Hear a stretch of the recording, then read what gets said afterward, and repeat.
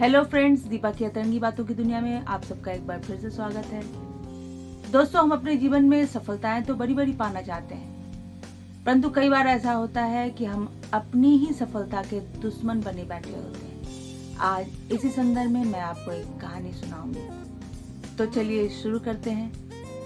किसी गांव में एक बूढ़ी महिला अपने बेटे के साथ रहती थी। उनकी आर्थिक स्थिति बहुत अच्छी नहीं थी, बस किसी तरह से उनका गुजारा चल जाता था। तो एक दिन बेटे ने कहा कि माँ, मैं शहर में जाकर व्यापार करना चाहता हूँ और बहुत सारे पैसे कमाना चाहता हूँ। तो माँ ने कहा कि ये तो बहुत अच्छी बात है बेटे।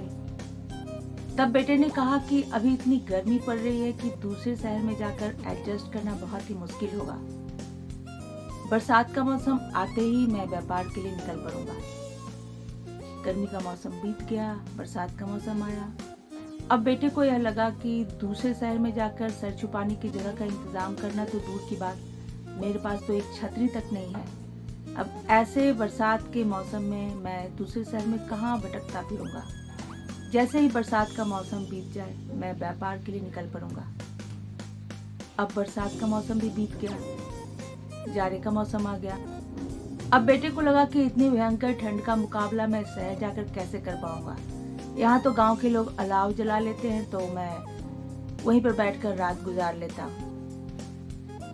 इस तरह से सोच विचार करते करते पूरा एक साल गुजर गया। एक रात युवक जब अपने दोस्तों के साथ घूम फिर कर घर लौटा तो उसने देखा कि झोपड़ी के बाहर उसकी माँ कुछ ढूंढ रही है। तो बेटे ने पूछा कि माँ, तुम क्या कर रही हो?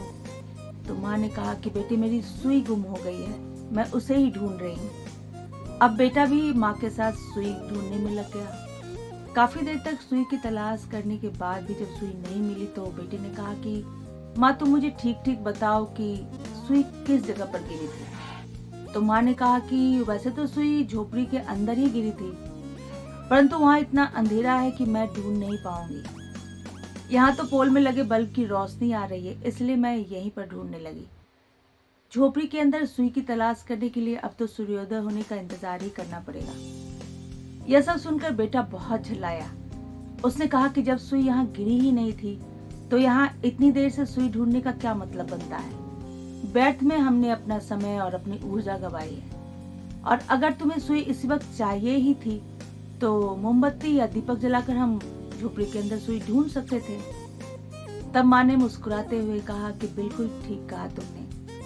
अगर तुम्हें सचमुच एक बड़ा व्यापारी बनना ही था तो तुम्हारा ध्यान सिर्फ और सिर्फ अपने व्यापार को आगे बढ़ाने पर होना चाहिए था, न कि बदलते हुए मौसम पर। बदलते हुए मौसम का सामना करने के लिए तो बहुत सारे विकल्प हैं। दोस्तों, अक्सर ऐसा होता है कि हम अपना एफर्ट वहां नहीं लगाते जहां सब कुछ लगाना चाहिए, लेकिन व्यर्थ के फालतू कामों में हम अपना समय और एनर्जी अवश्य बर्बाद कर देते हैं। दोस्तों, अक्सर ऐसा होता है कि हम अपने मित्रों और परिजनों के साथ यह तो चर्चा कर लेते हैं कि ऐसा होता तो वैसा होता, ऐसा इसलिए नहीं हुआ क्योंकि ये नहीं था, वो नहीं था, वगैरह वगैरह, परंतु सही बिंदु की तलाश नहीं कर पाते जहाँ सचमुच एफर्ट लगाने से समस्या का समाधान हो सकता था।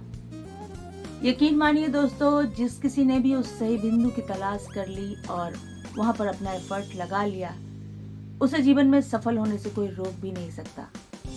और सच ही कहा गया है कि हमारा दुश्मन कोई और नहीं होता बल्कि हम स्वयं ही होते हैं। ऐसे ही अन्य तरंगी बातों के साथ मैं फिर से हाजिर होंगी। तब तक के लिए बाय बाय।